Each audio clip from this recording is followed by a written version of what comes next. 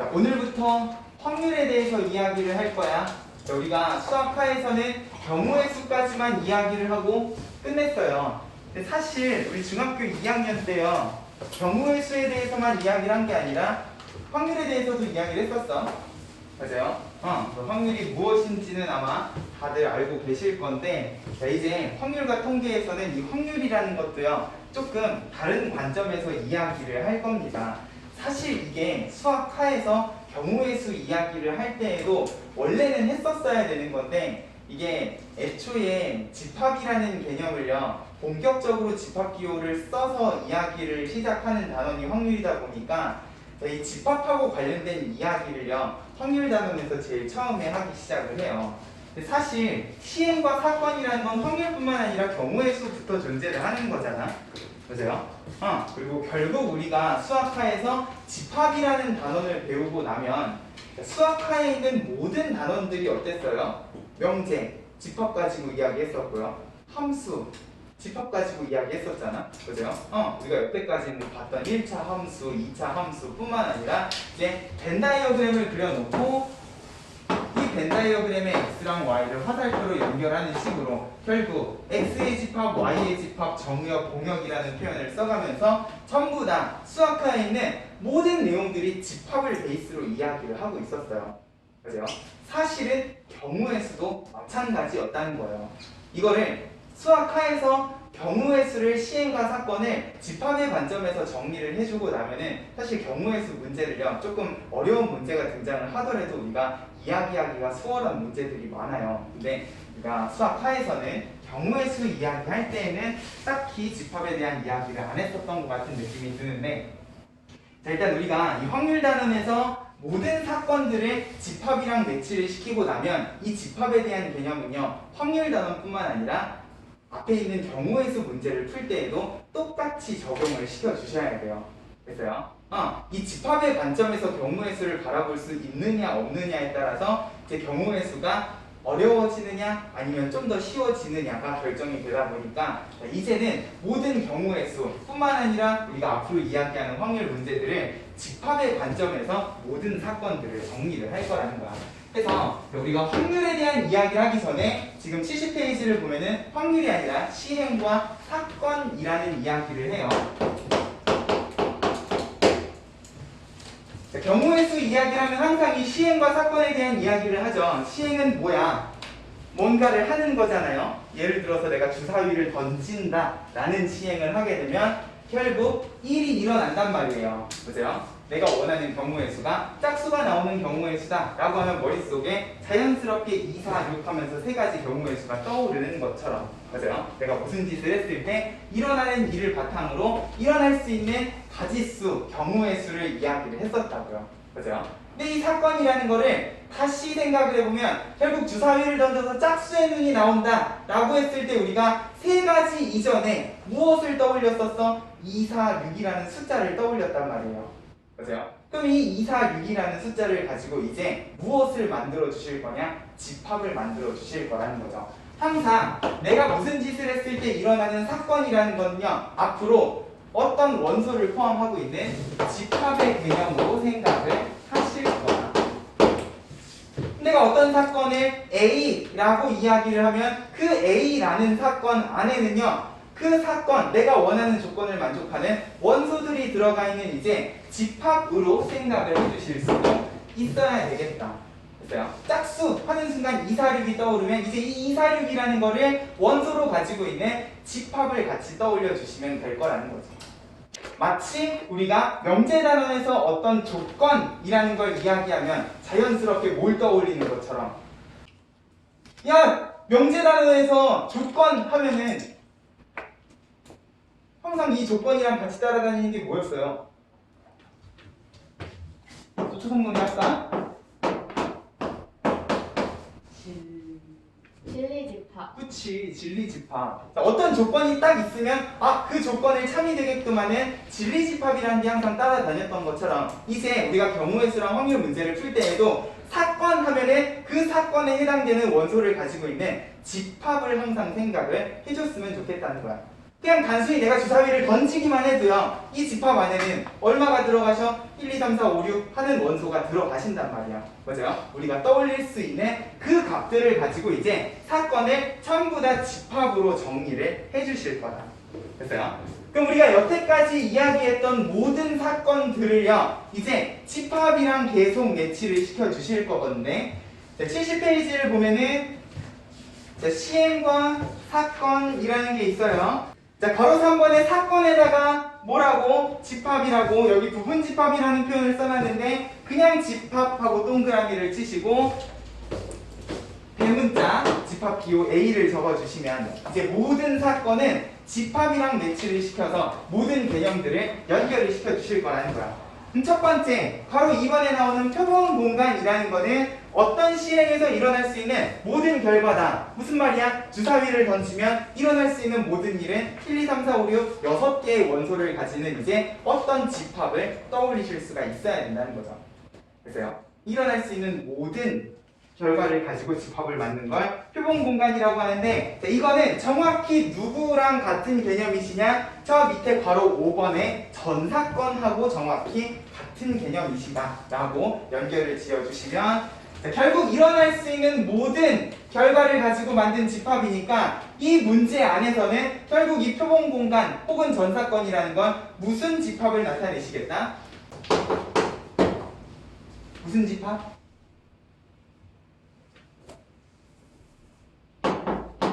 전체 집합. 그치, 전체 집합.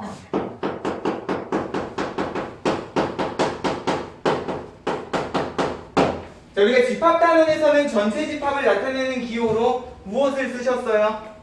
유요. 왜 유요? 혹시 알아요? 왜 전체 집합이 유였는지? 이 어떤 단어의 약자게?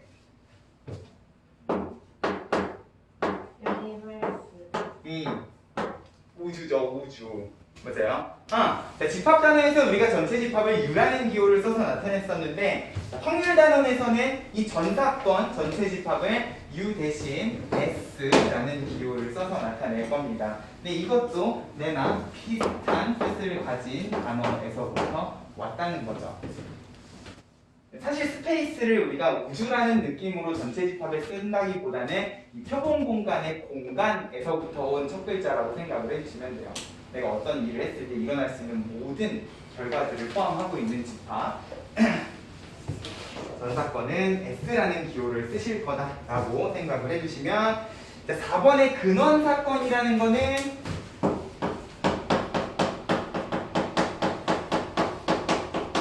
무슨 집합이다 라기보다는요, 그냥 단어 뜻만 기억을 해주시면 될 것 같아요. 여기 나와 있는 것처럼 한 개의 원소로 이루어진 집합 정도로만, 우리가 자주 쓰지는 않을 단어이기 때문에 무슨 말이냐? 주사위를 던지면 일어날 수 있는 모든 결과는 1, 2, 3, 4, 5, 6인데, 자, 이걸 가지고 내가 근원 사건이라는 걸 만든다. 그럼 이 근원 사건이라는 건 몇 개가 존재를 하시겠어? 6개가 존재를 하실 거다. 여기 있는 원소 하나하나를 한 땀 한 땀 집어넣은 원소의 개수 하나짜리 집합들을 근원 사건이라고 이야기를 하실 것이다. 됐어요? 이런 느낌으로만 생각을 해주시고, 전사건은 방금 아까도 이야기했어요. 표본 공간과 같다. 무조건 일어나는 사건이기 때문에 전체 집합하고 같은 의미로 해석을 해주시면, 공사건 이름만 들어도 무슨 집합일 것 같은 느낌이야? 집합. 그치?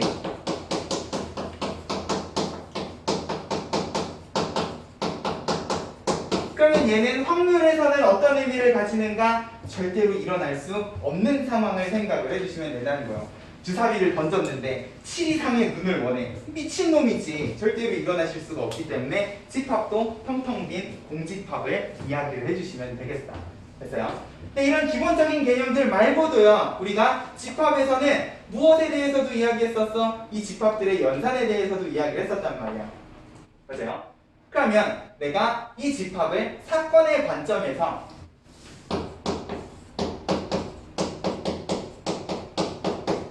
어떤 두 사건이 있을 때 이 두 사건을 더해야 되는 상황은 어떤 상황인가? 우리 수학하에서 배웠어요. 경우의 수, 합의 법칙은 어떤 상황에서 경우의 수를 더하시는 거다? 동시에 안 일어나는. 그치? 동시에 안 일어나는 거 조금 더 디테일하게 이야기하면 이미 다 끝난 애들끼리는 경우의 수를 다 더한다 그랬어요. 맞아요? 그럼 이렇게 경우의 수를 더해야 되는 상황은 결국 집합의 관점에서도 원소들을 다 합쳐야 되는 상황이시니까 자연스럽게 이 합사건이라는 거는 무슨 집합하고 매치가 되는 개념이겠다. 합집합. 그래, 합집합하고 매치가 되는 개념이겠다.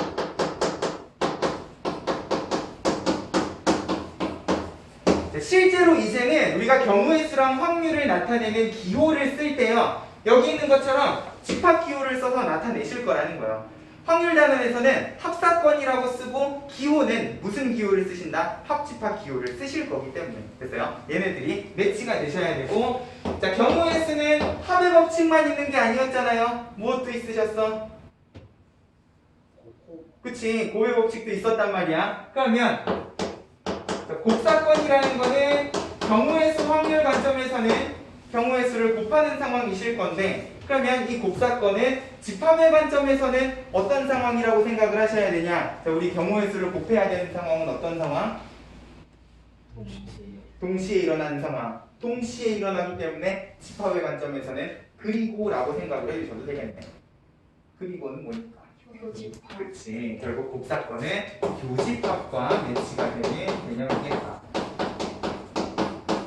그럼 이제 이런 기호를 쓰잖아. 아, 그러면 얘는 두 사건이 동시에 일어나야 되는구나 라고도 해석을 해주실 수 있어야 된다는 거예요.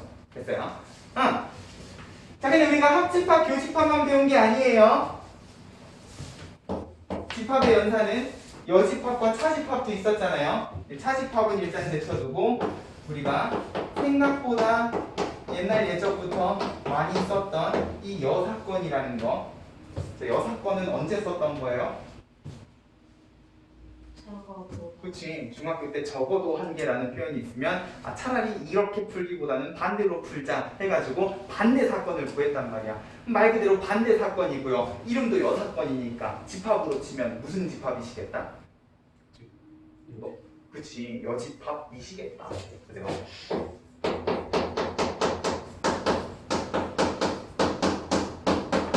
이런 느낌이야. 자, 주사위를 던졌는데 내가 원하는 사건은 짝수의 눈이 나오는 사건이다. 그런 사건을 A라고 하면 이제 우리 머릿속에는 2, 4, 6이라는 원소가 들어간 집합이 하나 떠오르실 건데, 그러면 짝수의 눈이 나오지 않는 사건은 뭐냐? 당연히 홀수가 나오는 사건이실 거란 말이에요. 그럼 집합 입장에서도 2, 4, 6이 아닌 원소들을 뽑아주시면 되니까 여집합이라고 생각을 해주실 수가 있다는 거지.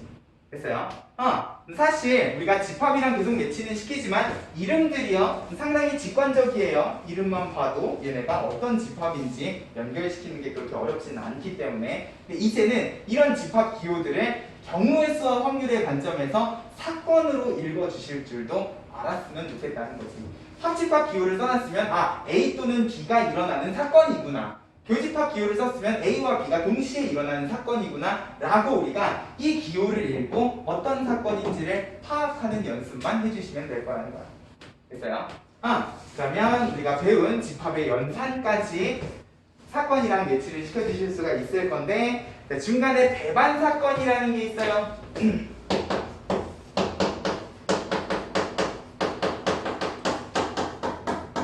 자, 일단 배반 사건의 정의를 보면 동시에 일어나지 않는 사건이라고 했네. 그럼 동시에 일어나지 않는다는 거는 집합 입장에서는 어떤 상황이시니까? 교집합이 없는 상황이시니까.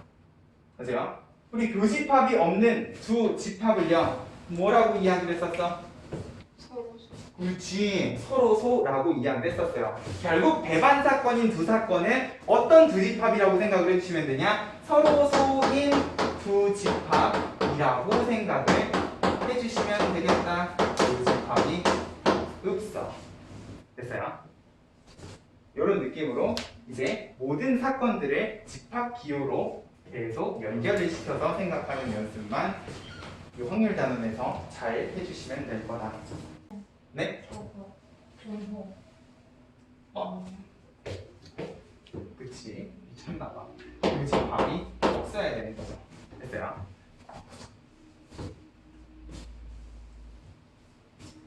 자 그러면 아직 70쪽, 71쪽은요 확률에 대한 이야기를 하기 전에 이 시행과 사건에 대한 이야기를 먼저 하고 있어요. 나 이거 왜 지우고 있지? 필수예제 1번에 써야 되는데. 자, 필수예제 1번을 보면 자, 한 개의 주사위를 던지는 시행에서 전체 집합은 1, 2, 3, 4, 5, 6이겠구나. 나는 왜 지웠을까? 심지어 짝수의 눈이 나오는 사건을 A, A는 2, 4, 6이겠구나.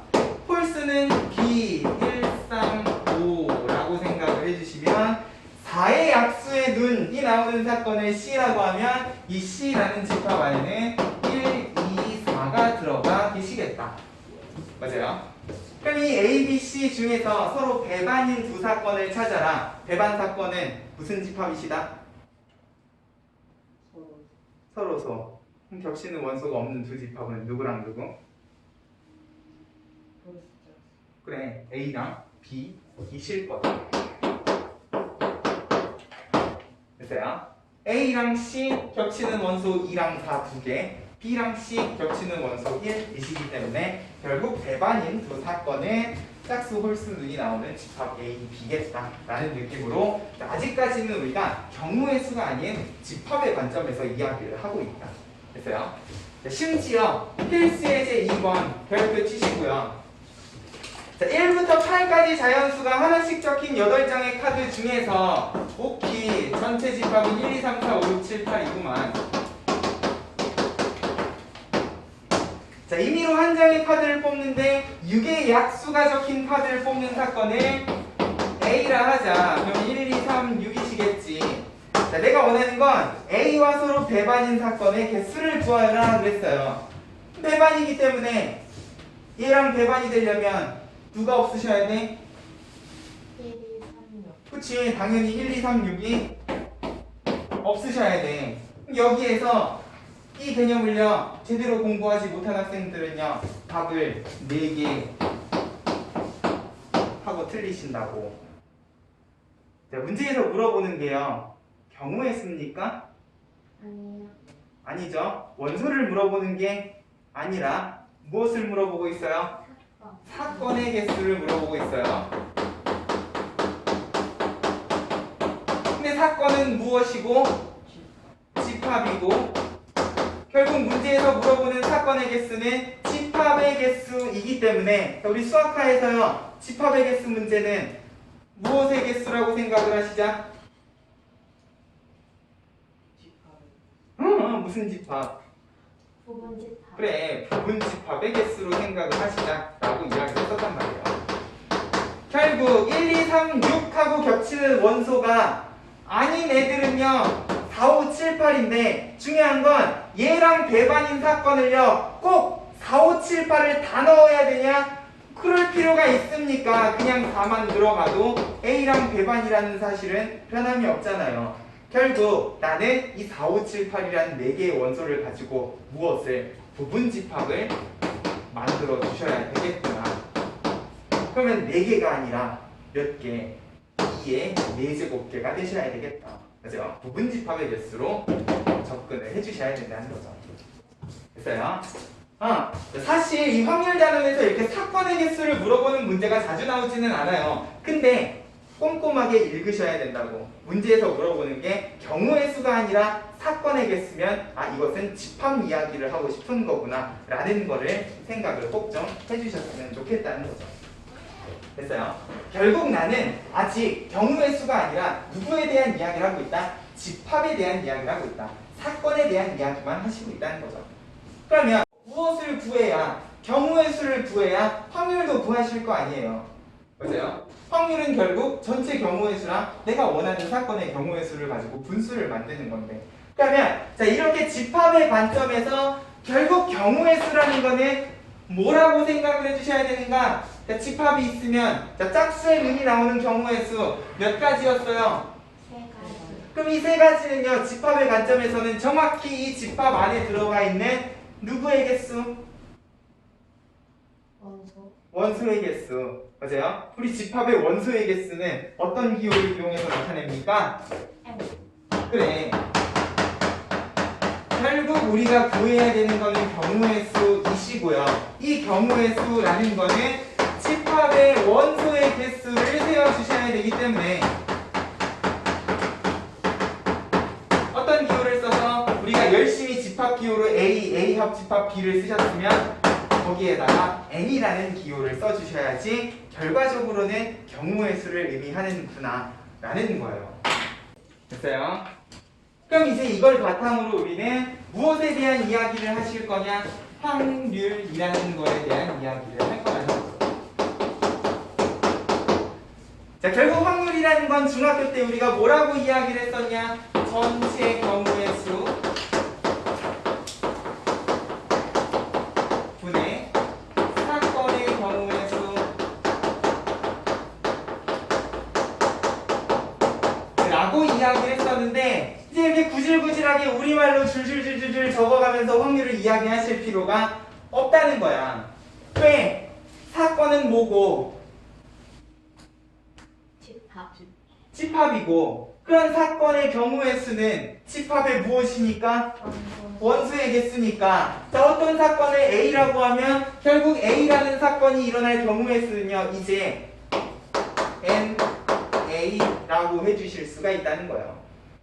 전체 경우의 수는 뭐야? 전체 일어날 수 있는 전체 집합의 원수의 개수이시기 때문에 분모에는 항상 NS를 적어주시면 되세요. 고등수학부터는 확률이라는 것도 기호를 이용해서 무슨 기호요? 집합 기호를 이용해서 나타내 주시고 싶다는 거예요. 그래서 그리고 이렇게 NSNA를 가지고 만든 A라는 사건이 일어날 확률을 합쳐서 뭐라고 이야기를 할 거냐? P라는 기호를 써서 사건을 집어넣어 주실 거라는 거죠. 확률의 영어 단어 첫 글자를 따서 P 안에다가 집합을 집어넣으면 결국 A라는 사건이 일어날 확률. 그러면 나는 A라는 사건이 일어날 경우의 수뿐만 아니라 무엇까지? 전체 경우의 수까지를 고려를 해주셔야 되겠다. 됐습니까? 결국 우리가 중학교 때 배웠던 이 정의를 이제 고등수학 버전으로 다시 정의를 내리는 거다 정도로만 기억을 해주시면 이제 모든 확률을요 집합 기호를 써서 나타낼 거기 때문에 얘네들을 읽고 쓰실 줄도 알아야 된다는 거예요. 결과적으로 문제는요 우리가 중학교 때 풀었던 문제랑 그렇게 크게 다르지 않아요. 다만 다른 점이 있다면 이제 우리가 경우의 수를 구하는 과정에 무엇도 생각을 해주셔야 돼? 앞 단원에서 배웠던 원순열, 중복순열, 같은 것이 있는 순열, 중복조합 이런 것들을 고려를 추가로 해주셔야 된다는 것 빼고는 확률은 우리가 중학교 때 배웠던 거랑 계산하는 과정 자체는 그렇게 크게 다르지가 않다는 거죠. 다만 이제 얘네들을 예쁘고 아름답게 기호로만 쓰고 읽는 연습을 추가로 해주실 거다. 됐어요? 자, 근데 이 확률이라는 거를요 72쪽, 73쪽은 크게 두 개로 나눠가지고 정의를 내려놨어요.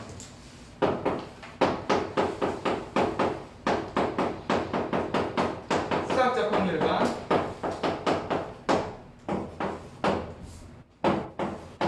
통계적 확률로.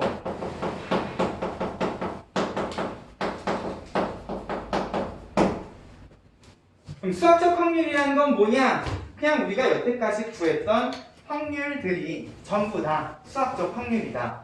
뭐냐? 실제로 해보지는 않았지만 그냥 어떤 사건을 가정했을 때 일어날 수 있는 경우의 수를 머리로 상상해서 만든 확률들을 전부 다 수학적 확률이라고 이야기를 한다는 거죠. 주사위를 던져서 짝수의 눈이 나올 확률 누구나 2분의 1이라고 하는데 이게 진짜로 내가 주사위를 6번을 던져서 그 중에 3번이 나와서 2분의 1이라고 이야기를 하지는 않는단 말이에요. 맞아요? 실제로 해보진 않지만 그냥 머리로 생각해서 우리가 여태까지 구했던 모든 경우의 수들이 그런 상황이었다라는 거야. 주사위나 동전 같은 건 내가 직접 해보지 않아도 주사위가 문제가 없다면 결국 모든 면은 동일한 확률로 등장을 하실 것이다 라는 가정하에 그냥 머리로 생각해서 우리가 확률 계산을 해주실 수도 있기 때문에. 맞아요? 동전이 미친 척하고 세로로 서지 않으면 동전을 튀겼을 때 나오는 가능성은 두 가지 가능성밖에 없으실 거기 때문에 이런 건 내가 직접 하지 않아도 머리로 생각 생각을 해서 경우의 수, 확률들을 구해주실 수가 있다는 거예요. 됐어요? 그러면 통계적 확률은 뭐냐? 수학적 확률이 내가 직접 해보지 않은 확률이면 통계적 확률은 이제 직접 해보고 확률값을 만든다는 거죠. 그러면 내가 진짜 주사위를 6번을 던졌더니 짝수의 눈이 2번밖에 안 나왔다. 그럼 수학적 확률은 2분의 1이지만 통계적 확률은 무엇이다? 3분의 1이라고 이야기를 하실 것이다. 사실 여기에는 조금 문제가 있기는 해요. 근데 실제 시행의 결과를 가지고 우리가 분수식을 만들게 되면 그런 확률 값들을 통계적 확률이라고 이야기를 한다는 거예요. 그러면 내가 직접 시행을 안 해도 되는 애들이 있는데 뭐 어느 상황에서 우리가 이 통계적 확률이라는 걸 쓰실 거냐라는 거야. 예를 들면 운동선수들의 타율 같은 거요. 그죠? 야구선수 하면은 타율이라는 게 있잖아요. 0.3 무슨 소리야? 10번 공이 날라오면 적어도 3번은 안타를 치신다는 소리잖아요. 그죠? 그럼 이 0.3이라는 타율은요, 이 사람이 태어날 때부터 가지고 있던 수학적 확률입니까? 아니잖아. 그죠? 수도 없이 많은 방망이질을 해가지고 나온 결과를 가지고 만든 비율이란 말이에요. 그죠? 이런 식으로 내가 직접 해봐야지만 나오는 확률이라는 게 있어요. 그죠? 통계적 확률은 그런 상황에서 쓰시는 거고, 사실 주사위를 6번 이렇게 던져가지고 나온 결과를 가지고 우리가 통계적 확률이라고 이야기를 하진 않아요. 왜냐하면 이렇게 되면은 내가 주사위를 더 던졌을 때 결과는 달라지실 수가 있거든. 근데 이 통계적 확률이라는 건요, 결과적으로 확률이라고 이야기를 할 수가 있으셔야 되다 보니까 적어도 이 시행 횟수가요, 한두 번, 10번, 20번이 아닌 엄청나게 많은 결과물을 가지고 만든 확률이어야 될 거라는 거야. 야구 선수의 타율이 0.3인데요, 공이 하나 더 날라와가지고 쳤어. 안타를 쳤는데 그러면 이 사람의 타율이 변하냐? 사실 이거 한 번 가지고는 잘 안 변한다는 거야. 그래서요, 왜냐면 지금 이 0.3이라는 비율 안에는 몇만 번, 몇천 번 분의 결과가 들어가 있기 때문에 한 번 안타를 더 쳤다고 해서 갑자기 0.3이 0.4, 0.5로 뛰지는 않을 거잖아. 그죠? 결국 엄청나게 많은 데이터를 가지고 만든 비율이라서 결과가 조금 달라지더라도 이 비율 자체에 큰 영향이 없는 그런 수준 정도는 돼야지 내가 확률이라고 이야기를 해주실 수가 있을 거고요. 그러면 이제 공이 날라오기 전에 이 사람이 적어도 몇 %의 확률로 안타를 치실 것이다 라고 이야기를 해줄 수가 있는 상황이라는 거죠. 됐어요? 통계적 확률은 그런 상황을 생각을 해주시면서 기억을 해주시면 될 거예요. 그래서 73쪽의 그거에 대한 설명이 잠깐 나와 있어요. 제일 위에 설명 부분을 보면은 두 번째 줄부터 우리 주변의 여러 가지 사회 현상, 자연 현상 중에는 일어날 가능성이 같은 정도로 기대되지 않는 경우도 있다. 비가 올 가능성, 불량품이 생산될 가능성, 기타 등등. 이와 같은 경우에는 많은 자료를 수집하여 조사해가지고 여러 번 반복을 해서 상대도수를 통해서 일어나는 경향을 알아볼 수 있다.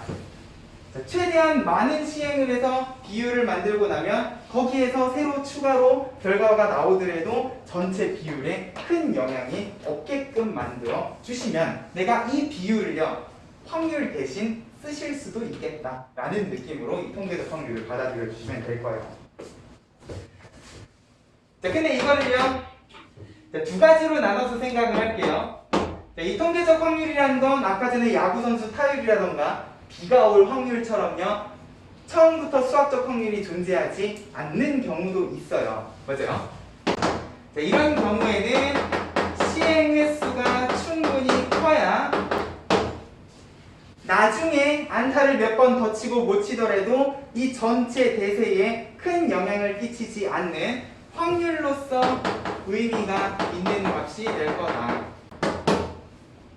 고작 10번 중에 3번 친 거 가지고 0.3이라는 걸 확률로 쓰기에는 내가 한 번만 더 쳐도요 11분의 4하고 확률이 미친듯이 뛰어버리기 때문에, 맞아요? 통계적 확률로 내가 확률값 대신 확률로서 쓰고 싶으면 적어도 이 데이터는 엄청나게 많은 시행의 결과로 나온 데이터겠구나. 됐어요?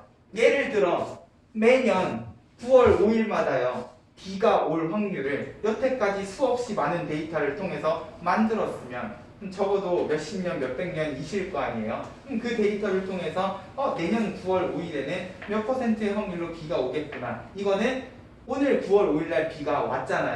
오든 안 오든 전체 대세에는 큰 영향을 끼치지 않을 거라는 거죠. 이 정도는 돼야 내가 확률이라고 이야기를 하고 써주실 수가 있다는 거예요. 됐어요?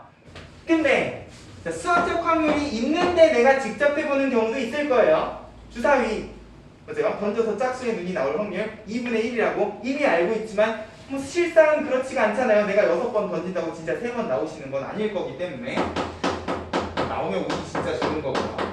근데 그런 경우에도 결국 통계적 확률이라는 건 시행 횟수가 충분히 커야지만 의미가 있다 그랬기 때문에 6번을 던져가지고는 내가 알고 있는 수학적 확률이 나올 수도 있고 안 나올 수도 있겠지만 내가 만약에 이 주사위를 60번을 던지고 600번을 던지고 6000번을 던지고 6만 번을 던지면 이제 짝수의 눈이 나오는 횟수는 점점 이 2분의 1의 확률에 가까운 값이 나올 것이다 정도는 생각을 해주실 수가 있을 거라는 거죠.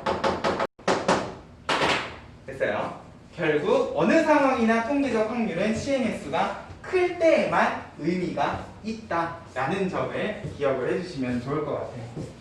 자, 근데 우리는 여기에다가 한 가지 더 정리를 할게요. 너네 교육과정에서는 빠졌는데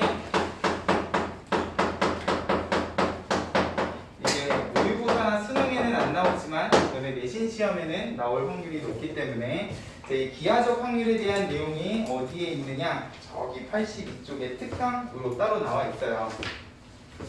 자, 우리가 중학교 2학년 때 확률 문제를 풀다 보면은 분명히 수식적으로 정리한 부분도 있지만 원판에다가 다트를 던진다던가 맞아요? 이런 식으로 도형의 넓이를 가지고 확률을 구했던 기억도 분명히 있어요. 맞아요? 이것도 결국은 수학적 확률의 하나인데 우리가 경우의 수를 구해가지고 구하는 확률이라기보다는 도형을 이용을 해서 결국 기하라는 건 도형의 관점에서 이야기를 해주셔야 되는 거다 보니까 도형이나 그래프에 결국은 길이, 넓이, 부피 같은 것들을 이용을 해서 확률을 구해주실 수도 라는 것까지 기억을 해주시면 일단 이 부분은 나중에 83쪽에 있는 문제를 가지고 간단하게만 정리를 해줄게요. 이런 느낌으로 우리가 확률을 구해줄 수 있겠다라는 느낌으로. 자, 다시 73쪽으로 돌아와서 확률의 기본 성질 할 말 없습니다. 중학교 2학년 때 했던 똑같은 이야기를 하고 있어요. 확률은 항상 경우의 수를 기반으로 이야기를 하는 거다 보니까 안 일어나면 안 일어났지 음수가 될 일은 없으실 거고요. 맞아요? 분모에는 항상 일어날 수 있는 모든 경우의 수가 들어가 있다 보니까 절대로 이 분수는요 1을 넘어가는 분수가 되실 수가 없겠다. 맞아요? 무조건 일어나도 결국 확률은 100% 1이지 1을 넘어가지는 않을 것이다 라는 거를 생각을 해주시면 74쪽부터 시작하는 모든 확률들이요 정확히 우리가 여태까지 배웠던 모든 경우의 수 개념들을 이용한 문제들이 하나씩 예쁘게 정리가 돼 있어요. 주사위를 던져서 두 눈의 수가 같을 확률부터 시작을 해서요. 우리가 경우의 수 완전 초반에 봤던 기초적인 경우의 수부터 시작을 해서 필수예제 4번은 순열을 이용하는. 자, 여기에는 다른 게 안 들어가 있어. 컴퓨터 내가 옛날에 한번 이야기한 적 있죠. 겹치는 알파벳이 하나도 없는 신기한 단어라고요. 맞아요? 얘를 나열하는 경우의 수에는 같은 것이 있는 순열을 고려를 하실 필요가 없었단 말이에요. 기본적인 순열을 이용하는 확률, 다음 페이지에는 원순열을 이용하는 확률, 중복순열을 이용하는 확률, 필수예제 7번 같은 것이 있는 순열을 이용하는 확률, 아보카도 A랑 O가 겹친단 말이에요. 필수예제 8번 조합을 이용하는 확률이 있으면 당연히 다음 페이지에는 중복조합을 이용하는 확률도 있겠지. 됐어요?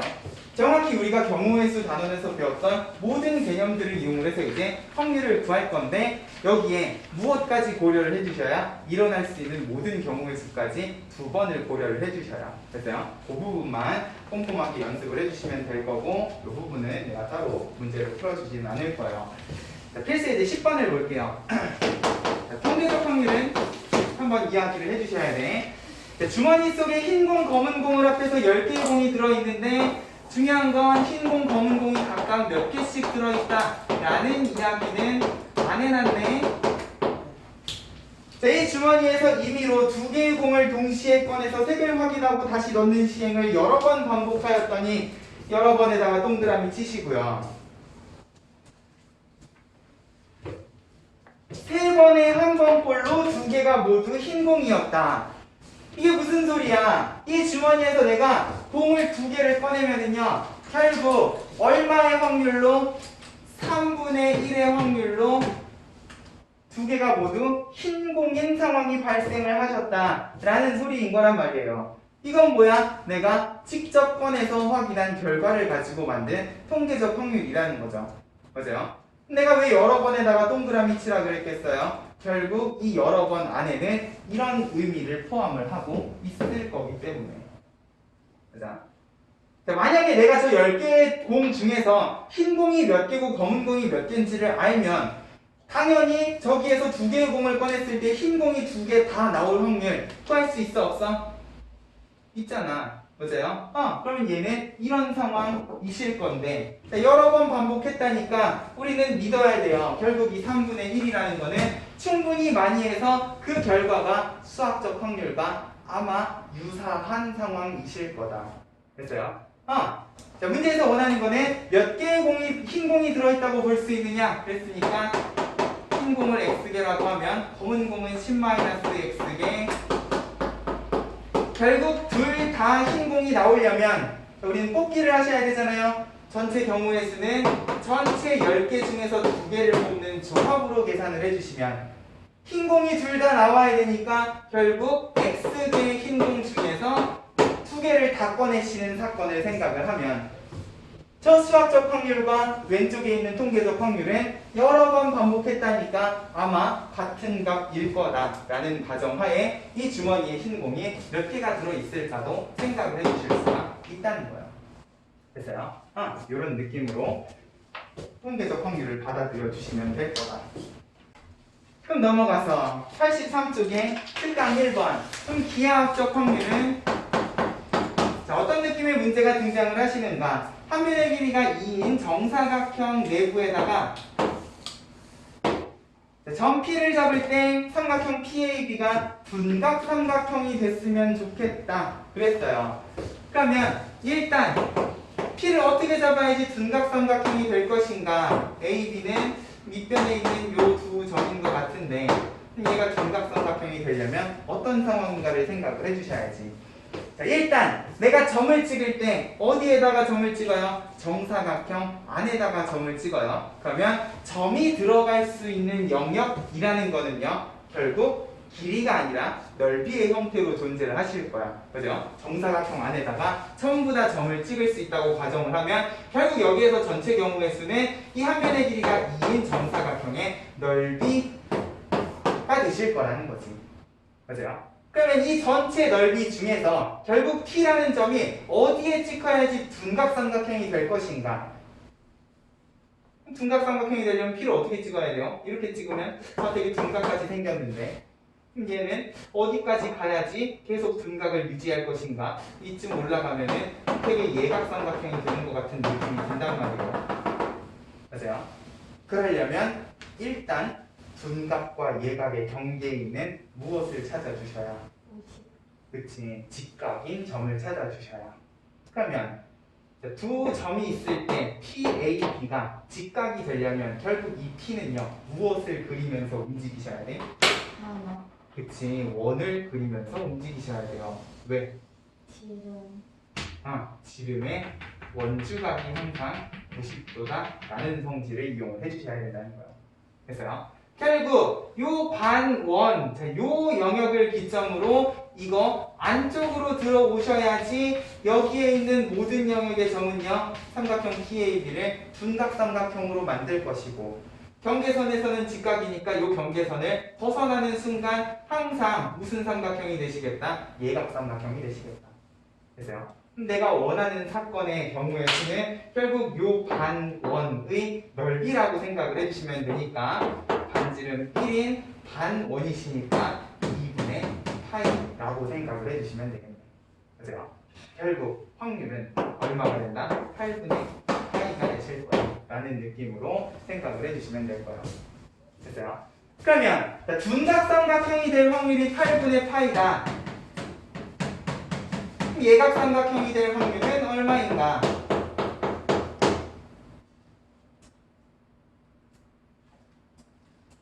예각은 정확히 이쪽 영역이면 되시는 거 아니에요? 맞아요? 근데 전체 넓이가 얼마니까? 4. 아, 그치, 4니까. 근데 전체 확률은 1이잖아요. 맞아요? 4에서 4-2분의 파이를 빼셔도 되는데, 결국 내가 둔각삼각형이 될 확률을 구했으면, 예각삼각형은 전체 확률에서 둔각삼각형이 될 확률만 빼셔도 되지 않겠어요? 결과적으로는 똑같은 값이 나온단 말이야. 됐어요?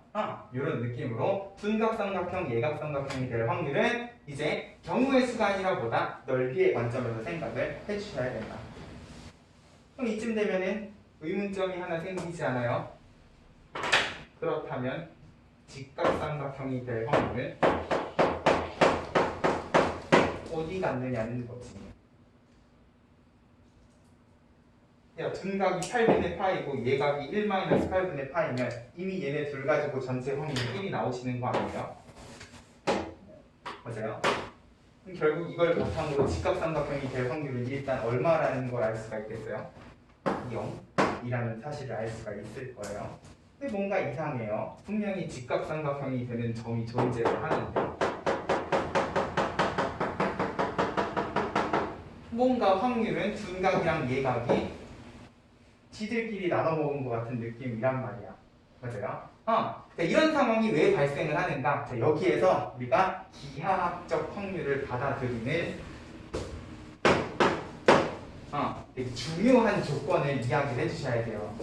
자, 결국 우리가 둔각삼각형이랑 예각삼각형을 이야기할 때에는요, 점이 존재할 수 있는 영역이 뭐였어? 넓이였어요. 맞아요? 전체 점이 존재할 수 있는 영역은 사각형의 넓이의 형태로 존재를 했고요. 둔각, 예각이 존재할 수 있는 것도 결국은 반원과 그 반원을 뺀 영역, 넓이의 형태로 점이 존재를 할 수가 있었단 말이야. 근데 직각삼각형은 어때요? 그치? 점 P가 존재할 수 있는 영역이 선으로 존재를 하셔요. 맞아요? 그러면 내가 직각삼각형이 될 확률을 구하겠다고 P가 존재할 수 있는 영역을 넓이로 구해놓고 직각삼각형이 되는 영역을 길이하고 적어 놓으시면 이거는 기하학적 확률로서는 의미가 없는 값이 돼버린다는 거예요. 아예 차원이 다르단 말이야. 맞아요? 넓이와 길이는 단위도 다르고 차원도 다른 그런 값이에요. 넓이랑 길이를 가지고 분수식을 만든다고 해서 얘가 의미 있는 값이 되는 건 아니라는 거지. 됐어요? 자, 결국 우리가 이 기하학적 확률이라는 거를요, 도형의 관점에서, 그래프의 관점에서 구해주시려면은 적어도 전체 경우의 수랑 내가 원하는 사건의 경우의 수가 어떤 상태로 존재를 하셔야 되냐? 같은 단위를 가진 같은 차원으로 존재를 하셔야 된다는 거예요. 내가 애초에 전체 경우를 넓이로 시작을 하셨으면 분자에는 무조건 넓이로만 들어가셔야 되고요. 길이로 시작했으면 분자도 길이로 들어가셔야지 넓이분의 길이, 이건 결과적으로 넓이 입장에서 길이는 그냥 0이라고 보시는 게 맞다는 거야. 됐어요? 그렇기 때문에 이 문제에서 직각삼각형이 될 확률이라는 거는 확률에서는 존재할 수가 없는 상황이다 라고밖에 이야기를 못한다는 거죠. 그죠? 분명히 존재하는 점인데도 이게 길이고 넓이다 보니까 확률에서는 이야기를 할 수가 없는 상황이 되신다 라는 점까지 기하학적 확률을 중심을 해주시면 확률에 대한 기본적인 설명은 끝입니다. 우리는 88쪽에 확률의 덧셈 정리로 넘어가시면 돼요. 오늘은 확률의 덧셈 정리까지 이야기를 할 거고, 자, 결국 우리가 경우의 수에서 합의 법칙, 곱의 법칙을 이야기를 했듯이 확률도요, 덧셈과 곱셈의 관점에서 두 가지 관점에서 이야기를 하실 거다. 근데 이왕 우리가 이 확률이라는 거를 무엇의 관점에서? 집합의 관점에서 정리를 하셨으니까 결국 확률을 더해야 되는 상황은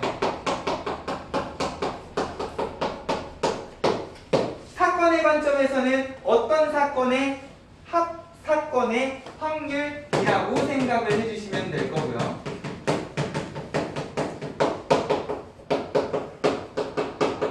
집합의 관점에서는 무슨 집합의 합집합의 원소의 개수 관점에서 생각을 해주시면 될 거라는 거야.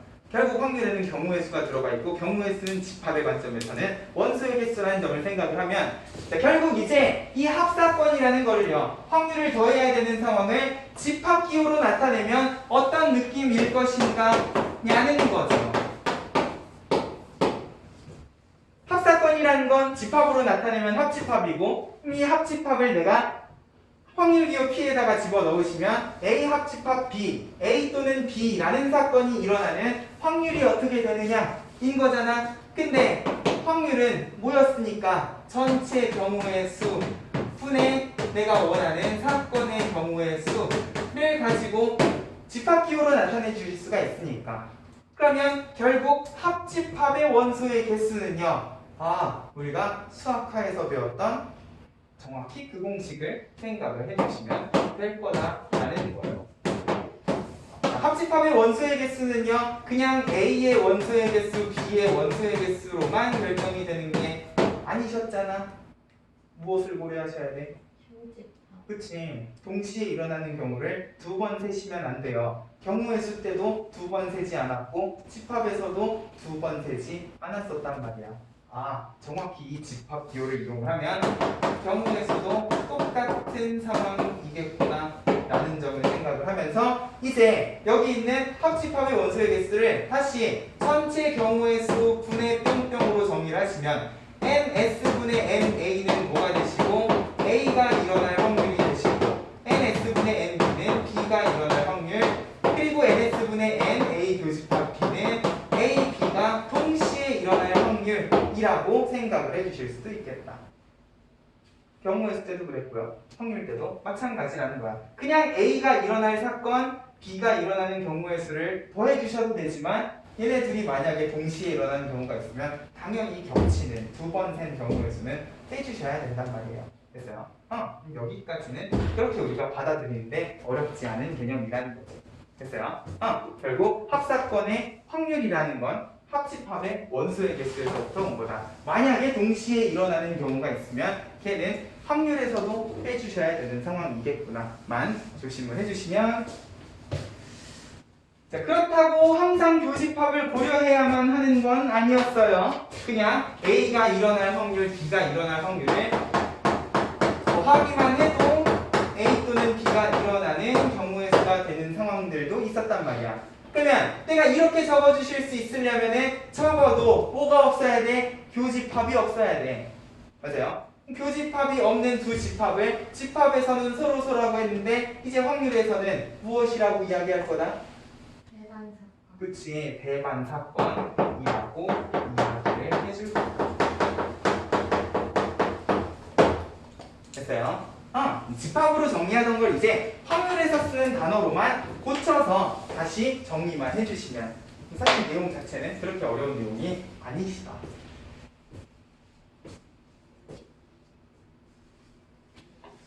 오른쪽 페이지에 있는 여사건의 확률이라는 거는요.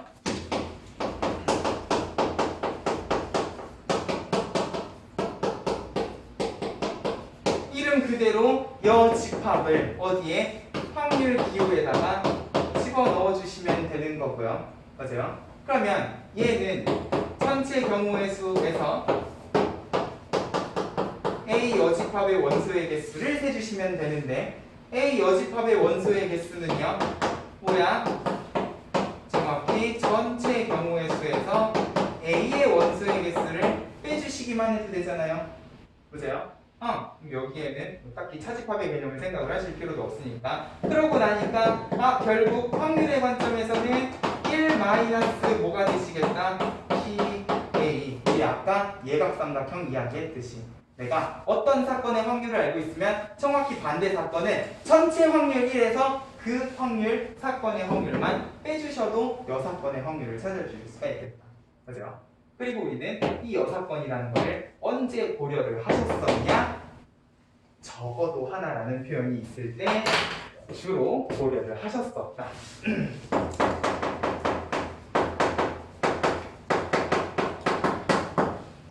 근데 중요한 건 적어도 하나라는 표현이 없더라도요. 너네가 여사건이라는 거를 고려해야 되는 상황은요. 이제 확률과 통계에 생각보다 많이 등장을 하실 거다 보니까 꼭 적어도 하나라는 표현이 없더라도요. 항상 이제 우리가 경우의 수랑 확률 문제를 풀 때는요. 반대로도 생각을 해보는 연습을 해주셨으면 좋겠다. 예를 들어서요. 주사위를 2개를 던졌어요. 근데 두 눈의 수의 합이요. 10일 이하인 경우의 수를 구하고 싶다라고 하면은요. 얼마부터 얼마까지를 봐야 되는 거야? 2부터 10일까지를 다 보셔야 된단 말이야.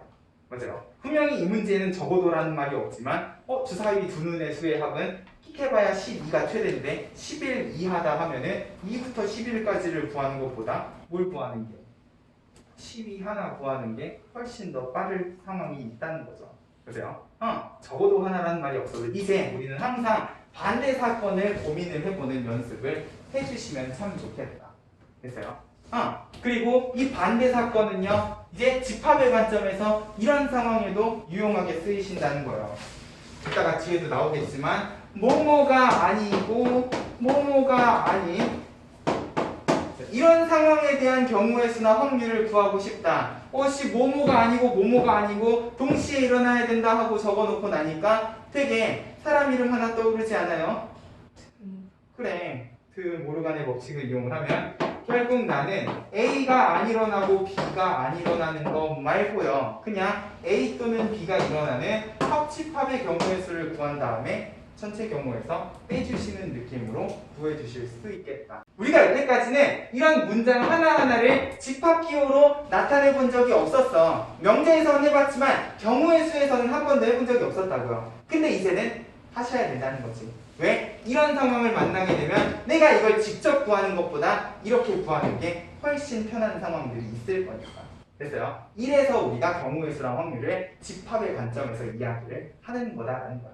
됐어요? 이렇게 정리를 하고 나면 생각보다 우리가 푸는 경우의 수 문제들이 여사건을 고려하면 훨씬 쉽게 풀리는 문제들이 많더라라는 거지.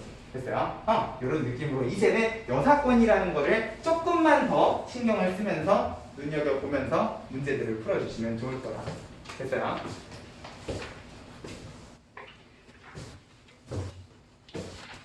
자, 다음 페이지로 넘어가서요. 91쪽에 필수예제 11번을 보면 1부터 50까지 자연수가 적힌 한 장의 카드를 뽑아요. 3의 배수 이거나 뭐야? 이거나는 뭐야? 이거나. 그래, 또는이니까. 맞아요? 이제는 집합의 관점에서 얘는 뭐다? 3의 배수이거나 4의 배수 합집합의 관점에서 생각을 해주시면 좋겠다는 거죠. 그러면 내가 구해야 되는 건 1부터 50 사이에 3의 배수 몇 개요? 16개. 그치? 16개요. 4의 배수 몇 개요? 14개. 아닌가? 그래, 12개예요. 근데 이렇게 세고 나면 결국 누가 겹쳐? 12. 그치, 교집합인 12의 배수가 겹쳐. 몇 개요? 4개요. 됐어? 사실 어려운 문제가 아니야. 맞아요? 우리 이런 거 옛날 예적에도 많이 풀어봤다고요. 근데 이제 너네는요, 이거를 이렇게도 적어주실 수 있으면 좋겠다가 중학수학과 고등수학의 차이라는 거예요. 됐어? 결국 이 상황을 우리가 배운 집합기호, 확률기호로 나타내면 3, 합집합 4 두 사건의 합사건이 일어날 확률이고 얘는 우리가 수학과에서 배운 합집합의 원수의 개수 성질에 의해서 3의 배수랑 4의 배수를 고려를 했으면 결과적으로 3과 4의 교집합인 12의 배수 개수를 빼주셔야 되겠구나 라는 느낌으로 기호로 나타내 주실 수만 있으면 된다는 거예요. 됐어요? 넘어가.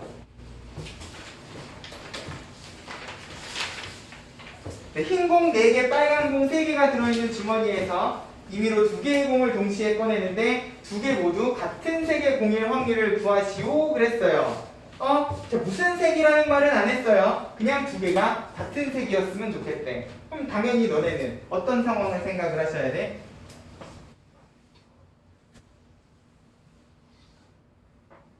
흰공 2개거나 빨간 공 2개. 그치. 이 같은 색의 공이 흰 공이냐 빨간 공이냐 정도는 고려를 해주셔야 되지 않겠어요? 근데 흰 공 2개랑 빨간 공 2개는요 뽑고 나면 이미 끝난 사건이기 때문에 흰 공 2개랑 빨간 공 2개는 교집합이 아니라 합집합의 관점에서 합의 법칙의 관점에서 생각을 해주시면 되고, 근데 중요한 건 흰 공 2개랑 빨간 공 2개는 동시에 일어나실 수가 있어? 아니요. 없어. 자, 이런 집합은 서로소인데 확률 단원에서는 무슨 사건이시다? 배관 사건. 배반 사건이시다. 그러면 나는 교집합 고려 안 하고 그냥 전체 7개 중에서 2개 꺼내는 전체 경우의 수 중에서 빨간 거 넷 중에 2개, 흰 거 아니지 반대도 했구나. 흰 거 넷 중에 2개, 빨간 거 셋 중에 2개를 뽑는 경우의 수를 더해 주시면 되겠다. 됐죠? 계산 자체는요 새로운 것도 아니고 어려운 것도 아니야. 근데 이거를 확률 기호로 나타내 주시는 것만, 됐어요? 요것만 연습을 하시자는 거예요. 자, 필수예제 13번 별표. 이제 확률 단원 문제는요 이렇게 대놓고 집합 기호만 주구장창 써가지고 문제를 내실 수도 있다. 사건이 무엇이다 라는 이야기도 안 하고요 그냥 집합 기호만 줄줄줄줄 적어놓고 알아서 풀어라 라는 문제들이 등장을 하신다는 거죠.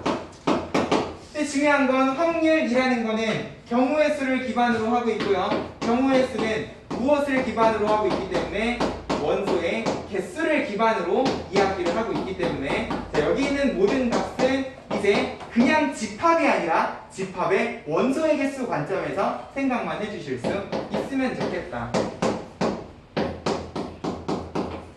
자, 내가 원하는 거는 A, B가 동시에 일어날 확률인데 사실 읽기는 A, B가 동시에 일어날 확률이 있지만 그냥 뭐라고 생각해 주시면 돼? 교집합의 원소의 개수 정도로 생각을 해주시면 된다는 거예요. 누구? 누구요? 크보를 갖. 그래, 얘는 합집합의 여집합이니까 합집합이 안 일어날 확률이 3분의 1이면 합집합이 일어날 확률은 얼마겠다? 그리고 합집합의 원소의 개수는 결국 A, B에다가 교집합을 빼주시면 되니까 보다 이것도 있고 이것도 있고 이것도 있으면 얘를 구해주실 수가 있겠다. 됐어요? 결국 뭐야? 그냥 집합 문제라는 거예요. 됐어요? 우리는 이제 확률에서도 집합 기호를 쓸 거기 때문에 대놓고 집합 기호를 해석해야 되는 문제도 이제는 풀어주실 수 있어야 되겠다. 됐죠? 실생활의 활용 말고도 우리가 수식적으로 정리를 해야 되는 문제 생각을 해주셔야 된다는 거예요. 필수예제 14번 정확히 내가 아까 이야기했던 뭐뭐도 아니고 뭐뭐도 아니다. 4의 배수도 5의 배수도 아니다. 그럼 뭡니까? 4의 배수도 아니고 5의 배수도 아니다. 그럼 우리가 4의 배수가 아닌 숫자랑 5의 배수가 아닌 숫자를 일일이 뽑는 것보다 뭐가 빠르겠다? 4의 배수랑 5의 배수 다 합쳐놓고 전체 개수에서 빼주시는 게 훨 빠르겠다. 뭘 이용하면? 모르간의 법칙을 이용하면. 그죠? 요 사건을 고려를 해야 되는 상황을 이런 상황도 있구나 라는 거 잘 명심을 해주시면 될 거예요. 넘어가. 이건 뭐 대놓고 여사건이네요. 흰 공 5개, 빨간 공 3개가 있는데 2개의 공을 동시에 꺼낼 때 적어도 1개가 흰 공일 확률이다. 그럼 이 적어도 1개가 흰 공이라는 문장에는요 어떤 의미를 담고 있는 거야? 예? 흰 공이 몇 개?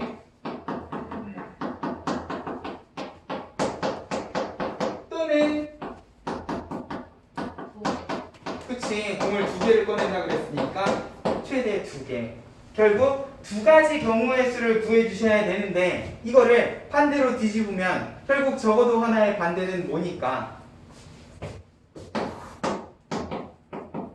흰공이 빵개. 무슨 말이야? 빨간 것만 2개를 다 뽑아주시면 된다 라는 의미이기 때문에 이게 사실 2개밖에 안 되면 이거 구하는 것도 그렇게 어렵진 않아요. 근데 이제 공 3개를 꺼낸다? 그럼 적어도 하나 안에는 1개, 2개, 3개, 3가지 다른 경우의 수를 포함을 하고 있기 때문에 이런 경우에는 당연히 반대로 구하시는 게 경우의 수 관점에서도 이득일 거라는 거예요. 됐어요? 이제 이런 이득인 상황을 적어도라는 표현이 없을 때에도 항상 생각을 해주실 수 있어야 되겠다.